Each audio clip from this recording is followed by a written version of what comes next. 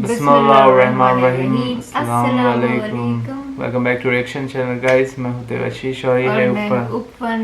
तो आज अगेन हम वीडियो लाए हैं मोहम्मद अली मिर्ज़ा की सैयदानी खालिद इब्न Waleed the hero of Muslims. तो ठीक है, इनके बारे में हम और डिटेल जानते हैं डिटेल से।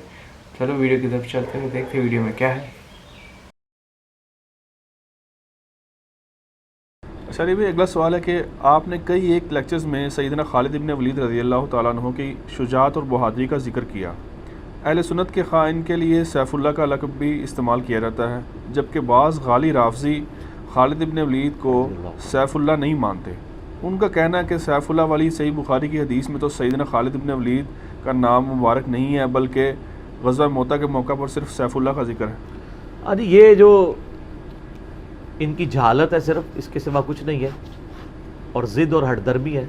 और उसकी वजह भी ये है कि जब शिया के यहाँ ये कहानी करवा दी गई कि माज़अल्लाह अस्तग़फ़िरुल्लाह खालिद इब्न वलीद ने नऊज़ु बिल्लाह सैयदना अली इब्न अबी तालिब को ज़ंजीरों में जकड़ के हज़रत बकर के सामने ला के ज़बरदस्ती बैत करवाई, ये कहानी बना दी इन्होंने। तो उसकी वजह से फिर हज़रत खालिद इब्न वलीद के बारे में इनके दिल में बुग़्ज़ आ गया।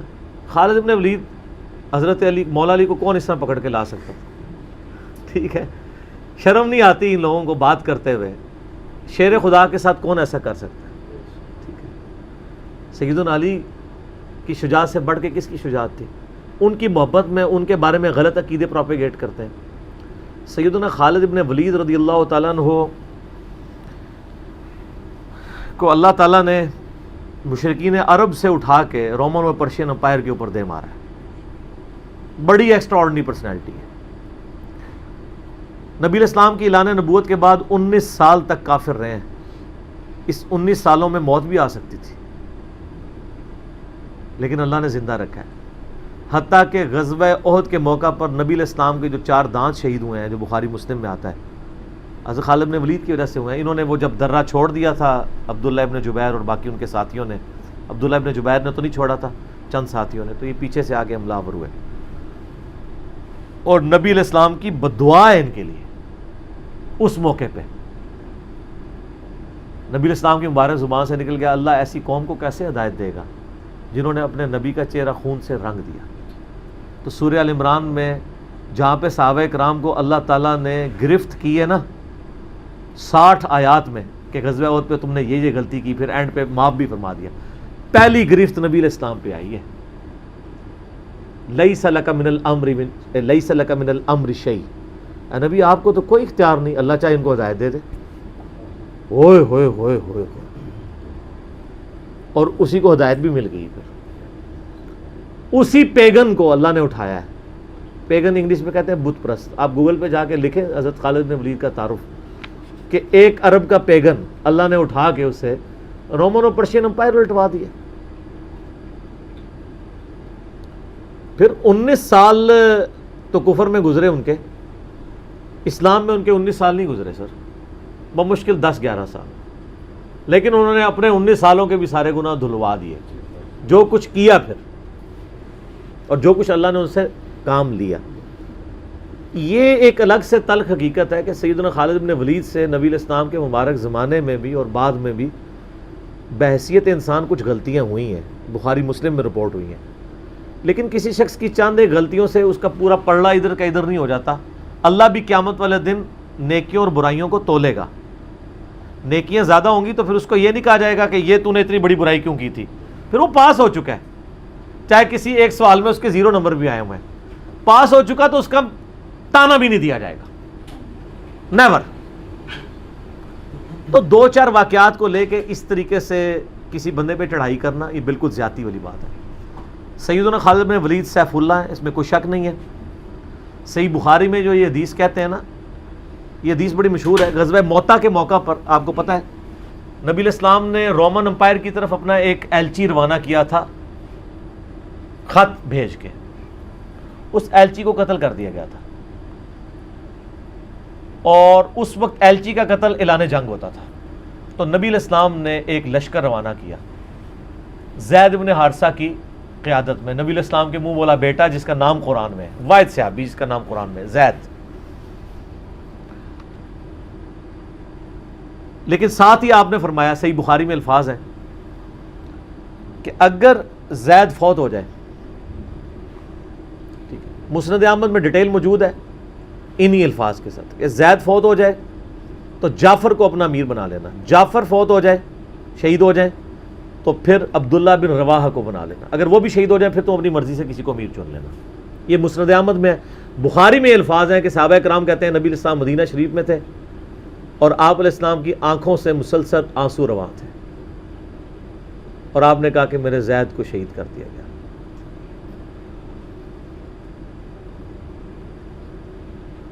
اب مسلمانوں کا پرچم جعفر نے تھام لیا۔ جعفر بھی حضور کے لاڈلے سے، آپ کو پتہ ہے، جعفر طیار، حضرت علی کے بھائی، جن کے بارے میں بخاری میں آتا ہے کہ ان کے 2 بازو کٹ گئے تھے تو آپ علیہ السلام فرمایا میں نے اسے جنت میں اڑتے ہوئے دیکھا، اللہ نے اس کو 2 پر دے دیے۔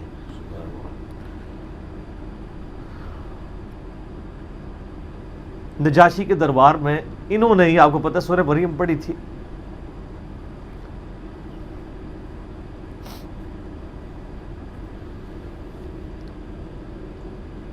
پھر آپ نے فرمایا کہ جعفر کو شہید کر دیا گیا، اب عبداللہ ابن رواحہ نے پرچم تھام لیا، پھر آپ نے فرمایا اسے بھی شہید کر دیا گیا، پھر آپ نے فرمایا اب اللہ کی تلواروں میں سے ایک تلوار کو مسلمانوں نے اپنا امیر چن لیا، اور میں اللہ سے امید کرتا ہوں اللہ تعالیٰ اس کے ہاتھ میں فتح دے گا، اور فتح ہو بھی گئی۔ یہ بخاری کی جو حدیث ہے نا، اس کے اوپر امام بخاری نے باب باندھا ہے مناقب خالد ابن ولید، حالانکہ اس میں خالد ابن ولید کا نام نہیں تھا، لیکن اس حدیث کے اوپر باب کیا باندھا؟ خالد ابن ولید، کیونکہ وہ سیف اللہ وہ تھے، سیف من سیوف اللہ، اللہ کی تلواروں میں سے ایک تلوار کے ہاتھ میں جھنڈا آ گیا، اللہ تعالیٰ فتح دے دے گا، فتح ہو گئی۔ اس کے 3-4 طریقے بخاری میں، باقی طریق کے اندر نا خالد ابن ولید کا نام بھی موجود ہے کہ خالد ابن ولید کے ہاتھ میں اب پرچم آ گیا، اللہ نے فتح دے دی۔ اچھا، اور وہ فتح یہ ہوئی کہ بہت بڑا لشکر سامنے سے آ گیا تھا، حضرت خالد بن ولید اپنے لشکر کو بچا کے واپس لے آئے۔ یہ غزوہ موتا تھا، اور صحیح بخاری میں آتا ہے کہ 9 تلواریں حضرت خالد کے ہاتھ میں ٹوٹی تھیں اس دن، 9 تلواریں اس جنگ کے اندر، واپس آ گئے۔ پھر بعد میں خیر وہ ایک رومن امپائر والا پھر یرموک پہ جا کے کنکلوژن ہوئی نا۔ یہاں پہ بخاری میں الفاظ ایک طریق میں خالد بن ولید ہیں، دوسری میں سیف اللہ، اور امام بخاری نے باب بھی باندھ دیا تو سیف اللہ ثابت ہو گیا۔ اسی حدیث کا جو طریق مسند احمد میں ہے اس میں الفاظ ہیں اللہ کی تلواروں میں سے ایک تلوار خالد ابن ولید۔ جامعہ ترمذی میں ایک حدیث صحیح سند کے ساتھ ہے کہ نبی علیہ السلام کے سامنے سے حضرت خالد ابن ولید گزرے تو آپ نے فرمایا کہ خالد بن ولید کتنا نیک بندہ ہے اللہ کا، اللہ کی تلواروں میں سے ایک تلوار ہے۔ آپ دیکھیں جس شخص کے لیے نبی علیہ السلام کی مبارک زبان سے بددعا نکلی، اسی مبارک زبان سے ان کو اللہ کی تلوار کا قرار دے دیا گیا۔ ذالک فضل اللہ یؤتی من یشاء، یہ اللہ کی بے نیازی ہے۔ آپ تو کسی ایسے شخص کو معاف بھی نہ کرتے جس کی وجہ سے نبی کے 4 دانت شہید ہوئے ہیں، اللہ دیکھیں کیسے کیسے مجرمین کو معاف کر کے کس ایپیکس پہ فائز کر دیتا ہے، بندے نہیں معاف کرتے۔ اس طریقے سے صحیح بخاری میں حدیث ہے، حضرت عبداللہ ابن عباس کہتے ہیں کہ مجھ سے سیف اللہ خالد ابن ولید نے خود یہ حدیث بیان کی، تو بخاری میں خود سیف اللہ لقب عبداللہ ابن عباس نے، کہ ایک دن حضرت خالد ابن ولید نبی علیہ السلام کی بیوی سیدہ میمونہ جو کہ میری خالہ بھی ہیں حضرت عبداللہ ابن عباس کی، ان کے ہاں نبی علیہ السلام کے پاس بیٹھے ہوئے تھے، تو انہوں نے بھنی ہوئی دب لا کے رکھی، عربی میں دب کہتے ہیں، دال با دب، اردو میں ہم اسے وہ گو، ویسے گو کا لفظ اپروپریٹ نہیں ہے، سانڈا لفظ ہے اصل میں، چھپکلی سے تھوڑی سی بڑی ہوتی ہے، حلال ہے کیونکہ یہ سبزی خور ہے، ہاں یہ سبزی خور ہے، عربی بڑے شوق سے کھاتے ہیں، گو دب کہتے ہیں۔ آپ یوٹیوب پہ بھی دب لکھیں نا تو پوری عربیوں کی ویڈیوز کھل جائیں گی۔ دب لا کے رکھی گئی بھنی ہوئی، تو حضرت خالد بن ولید کہتے ہیں میں بڑے شوق سے کھانا شروع کیا اور حضور مجھے بڑے دیکھ رہے تھے ایسے، وہ اتنے ذوق و شوق سے کھا رہے تھے، تو میں نے کہا یا رسول اللہ آپ بھی، تو آپ فرمایا کہ میرے علاقے کی غذا نہیں ہے، میں نہیں کھاتا، یعنی حرام۔ ان کا یا رسول اللہ کیا حرام ہے؟ آپ فرمایا حرام نہیں ہے، مجھے پسند نہیں ہے۔ اس سے یہ بھی بات پتہ چلی کہ اگر کسی کو کوئی رزق پسند نہ ہو تو اس میں کوئی گناہ اور عیب والی بات نہیں ہے. یہاں تو کہتے ہیں جس کو کدو پسند نہیں ہے اس کی گردن اتار دو. کہنا نہ قاضی ابو یوسف کی طرف ایک جھوٹا واقعہ مشہور کیا ہوا ہے. وہ اللہ نے یعنی اتنی چیزیں اس لیے بنائی ہیں نا, کسی کو ایک چیز پسند ہوگی کسی کو دوسری, تو اس میں بھی سیف اللہ کے الفاظ ہیں. اس کے علاوہ صحیح مسلم میں ایک حدیث ہے, آپ کو پتا ہے ذوالخویسرہ التمیمی نجدی خبیث جس نے کہا تھا اے محمد اللہ سے ڈر اور انصاف کر, بخاری مسلم دونوں میں آتا ہے. تو آپ فرمایا اگر میں انصاف کرنے والا نہیں تو کون ہے؟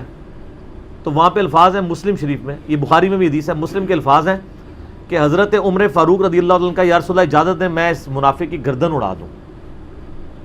اور وہاں پہ الفاظ ہیں پھر سیف اللہ خالد کھڑے ہوئے, وہاں بھی لفظ ہے سیف اللہ. انہوں نے کہا یا رسول اللہ اجازت دیں, آپ فرمایا چھوڑ دو, لوگ کہیں گے یہ اپنے ساتھیوں کو مرواتا ہے, کوئی کلمہ گو تو تھا نا وہ, اس کی نسل سے بھی لوگ پیدا ہوں گے, ان کے خلاف قتال کرنے والے مخلوق کے بہترین لوگ ہوں گے. اور ابو سعید خدری کہتے ہیں کہ وہ حضرت علی کے زمانے میں جب یہ ظاہر ہوئے تو حضرت علی کے ساتھ مل کے ہم نے ان خوارج کے خلاف قتال کیا تھا. تو یہ مسلم میں بھی سیف اللہ کے الفاظ موجود ہیں. باقی حضرت خالد بن ولید رضی اللہ تعالیٰ عنہ کی پرسنالٹی یعنی بڑی ایکسٹراڈنری ہے. آپ دیکھیں کہ آلموسٹ ان کی جو عمر مبارک ہے وہ بلو 45 تھی جب وہ فوت ہوئے ہیں حضرت عمر کے دور کے اندر. حضرت ابوبکر صدیق کے دور کے اندر وہ آرمی چیف تھے. وہ سر عمر سیریز پھر دیکھیں تو آپ کو پتہ چلے, انہوں نے ایک ایک چیز فلمائی ہے. مسلمہ کذاب کے خلاف قتال میں کون لیڈ کر رہا تھا؟ خالد بن ولید. جتنے عرب کے قبائل مرتد ہوئے ہیں ان کے خلاف حضرت خالد بن ولید کو بھیجا. اور اس کے بعد پرشین امپائر کا جب جہاد شروع ہوا ہے تو شروع کی ساری مہمات میں حضرت خالد بن ولید تھے. تو کرتے کرتے اس دوران کچھ واقعات رپورٹ ہوتے تھے ایسے, حضرت ابوبکر صدیق سے حضرت عمر مخالفت کرتے تھے. وہ کہتے تھے یہ اپنی طرف سے کچھ ڈیسیژن کر لیتا ہے, اس کو چاہیے کہ امیر کی اطاعت کرے. تو حضرت ابوبکر صدیق کہتے تھے کہ اگر وہ میرے حکم کا انتظار کرے گا تو 1 مہینہ تو خط پہنچنے میں لگے گا, ایک جانے میں اس وقت تک اس کے ہاتھ سے موقع ہی نکل جائے. تو میں نے اسے اختیار دیا ہوا ہے, کوئی موبائل فون یا کوئی اس وقت واٹس ایپ تو ہے نہیں تھا. لیکن حضرت عمر ذرا ڈسپلن کے بہت سخت تھے. وہ کہتے تھے اس طرح ان کو خود ڈیسیژن نہیں لینا چاہیے, کیونکہ اس میں 1-2 مسئلے ان سے مس ہینڈل بھی ہو گئے تھے. تو جب اتنے بندہ کام کر رہا ہوتا ہے 1-2 مسئلے تو مس ہینڈل ہو جاتے ہیں. ہم سمجھتے ہیں کہ مس ہینڈل ہونے کا مطلب ہے 0 سے ملٹیپلائی. ایک طبقہ یہ سمجھتا ہے, دوسرا کہتا نہیں کہ چونکہ اس کی شان بہت ہے لہٰذا مس ہینڈل ہو نہیں سکتا. یہ دونوں ایکسٹریم ہیں. وہ پیغمبر ہی ہے جس کو اللہ تعالیٰ نے رول ماڈل بنایا, وہی بیلنس ہے. تو پھر جنگ یرموک کا موقع جب آیا, رومن امپائر کے خلاف فیصلہ کن جنگ تھی جو, تو عین میدان جنگ میں حضرت بکر صدیق فوت ہو گئے. حضرت عمر نے پہلا ڈیسیژن یہ کیا کہ خالد بن ولید کو آرمی چیف کے عہدے سے معزول. ہائے ہائے ہائے سر, بالکل آپ آخری اوور چل رہے ہوں اور آپ کا جو پلیئر سینچری پہ سینچری مار رہا ہو, آپ اس کو کہیں اس کو واپس آ جاؤ اور ایک نیا پلیئر بھیج دیں. جو کریز پہ سیٹ تھا اس کو آپ واپس بلا لیں. یہ وہ شخص کر سکتا ہے جس کا خدا پہ یقین ہو. تو اور آپ کو پتہ ہے حضرت عمر کے رشتہ دار تھے قریبی, انہی کے قبیلے سے تھے حضرت خالد بن ولید. حضرت خالد بن ولید کو پتہ تھا کہ یہ اگر عمر خلیفہ بنے گا نا تو پھر میرا معاملہ پہلے ہوگا. اور وہی ہوا, ابو عبیدہ ابن جراح کو بنا کے بھیج دیا. لوگوں میں بڑی چیمہ گوئیاں شروع ہوئی کہ لو جی سب سے بڑی آرمی کے خلاف جنگ ہو رہی ہے, سب سے بڑی سپر پاور, اور عین میدان جنگ میں یہ ڈیسیژن کر دیا ہے, اگر مسلمان ہار گئے پھر کیا ہوگا, یہ وہ اللہ نے فتح دے دی. فتح ہوئی تو اب جب لوگ آ کے مبارک باتیں پیش کر رہے ہیں, پھر حضرت عمر نے آ کے مسجد نبی میں خطبہ دیا. انہوں نے کہا خدا کے لیے میں تم سے یہی تو چیز ختم کرنا چاہتا تھا کہ یہ فتوحات خالد کی وجہ سے نہیں ہو رہی, رب خالد کی وجہ سے ہو رہی ہیں. کل کو خالد نہیں رہے گا تو تم کیا سمجھو گے کہ اسلام ختم ہو جائے گا؟ اسلام نے تو آگے چلنا ہے. ٹھیک ہے, پھر انہوں نے کہا میری دوسری حکمت یہ تھی کہ مجھے پتہ ہے کہ اب یہ رومن امپائر مسلمانوں کے پاس آ جائے گی, بیت المقدس بھی فتح ہو گیا پھر بعد میں. تو خالد ابن ولید جو ہے یہ جنگ کی فیلڈ کا ماسٹر ہے, اور جب کوئی علاقہ فتح ہو جاتا ہے پھر کسی جنگجو کی وہاں گورنر لگانے کی ضرورت نہیں ہوتی, بلکہ کسی ایسے شخص کو گورنر لگانے کی ضرورت ہوتی ہے جو ہیومن انسٹنکٹ سے واقف ہو, جس کو ہیومن مینجمنٹ آتی ہو. تو خالد تو ہمیشہ تلوار کے ساتھ ہی کھیلا ہے, اس کو ہیومن مینجمنٹ نہیں آتی, تو میں نے اس شخص کا انتخاب کیا ہے جس کو سب سے زیادہ رسول اللہ علیہ وسلم کی صحبت کا شرف حاصل ہے. اور بخاری مسلم میں حدیث ہے کہ نبی علیہ السلام نے فرمایا کہ ہر نبی کے ساتھ ایک امین ہوتا ہے,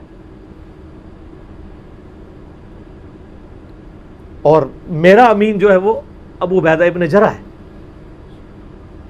ان کو پھر یعنی یرموک میں حضرت عمر نے یعنی اس ویڈیو میں عمر سیریز اگین اس کے بارے میں بتایا, اور اس میں سیدنا خالد ابن ولید جو کہ حضرت عمر کے ہی رشتہ دار تھے اور بہت ہی اسٹرانگ پرسنالٹی تھی اس ٹائم کی. رومن اور پرشین امپائر کے سامنے ان کو کھڑا کیا جاتا تھا اور مطلب ایک اسٹرانگ لیڈر کی طرح رہتے تھے, اور اس لیے بولتے ہیں ہیروز آف مسلمس, ان میں سے ہی ایک ہے. تو ٹھیک ہے, یہ پارٹ 1 تھا, تو اچھا لگا یہ ان کے بارے میں سن کے, اور پارٹ 2 آئے گا تو ان کے بارے میں اور گہرائی سے سنیں گے. تو کیسا لگا آج کا ریئیکشن ضرور لائک شیئر کمنٹس کر کے بتانا, اور مطلب اگلی ویڈیو میں, تب تک کے لیے اللہ حافظ, خدا حافظ, خدا حافظ. شکران.